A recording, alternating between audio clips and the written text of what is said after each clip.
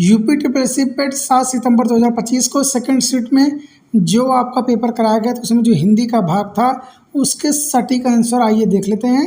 चलिए शुरू करते हैं वीडियो।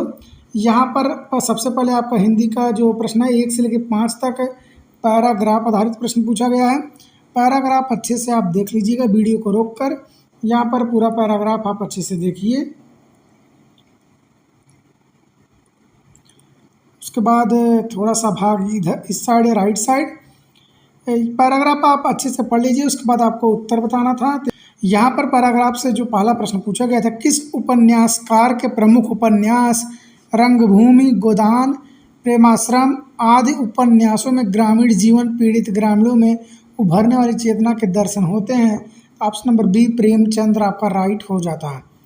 दूसरा प्रश्न शिव साहा द्वारा लिखित है, यहाँ पर आपको भरना था 1925 आदि उपन्यासों में प्रारंभिक स्तर पर ग्राम अंचलिकता के दर्शन होते हैं। तो उत्तर आपका होगा ऑप्शन नंबर बी सी देहाती दुनिया। ऑप्शन नंबर सी इसका राइट है। अगला प्रश्न आपका था जो पैराग्राफ से ग्राम अंचलिक साहित्य का प्रारंभ सन के पश्चात अधिक गति से शुरू हुआ था। तो ऑप्शन नंबर आपका सी 1950 आपका राइट आंसर हो जाता है। प्रश्न नंबर चौथा जो था पैराग्राफ से, किस उपन्यासकार द्वारा लिखा गया पहला आंचलिक उपन्यास मैला आंचल, जो कि 1954 में हिंदी का शुद्ध आंचलिक उपन्यास माना जाता है? तो उत्तर आपका होगा Phanishwarnath Renu. Option number D इसका राइट है।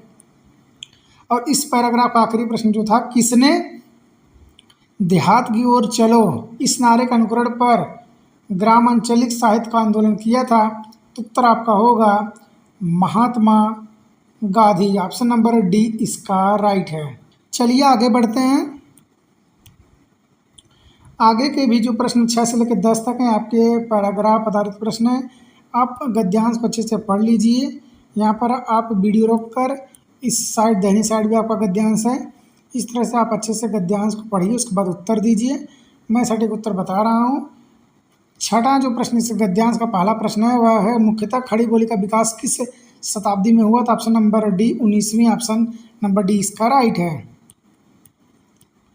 अगला प्रश्न किस सन में संविधान में देश की राजभाषा के रूप में स्वीकृत होने के पश्चात इसने अब तक राष्ट्रीय तथा अंतर्राष्ट्रीय स्थान प्राप्त कर लिया? ऑप्शन नंबर बी 1949 आपका राइट आंसर हो जाएगा। अगला प्रश्न, किस कवि ने 14वीं शताब्दी के प्रारंभ में खड़ी बोली में कविता की रचना की? ऑप्शन नंबर सी अमीर खुसरो आपका राइट आंसर होगा।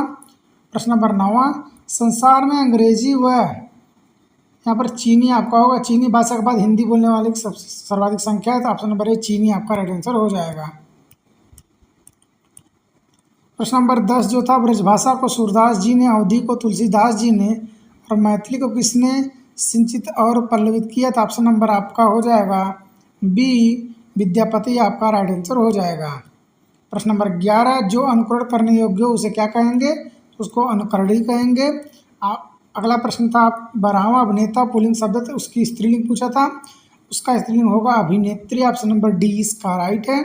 प्रश्न नंबर 13 पूछा था आविष्कार एक अशुद्ध शब्द है, निम्नलिखित शब्दों में सही शब्द आपको बताना था। तो उत्तर आपका होगा ऑप्शन नंबर सी आविष्कार। ऑप्शन नंबर सी इसका राइट है।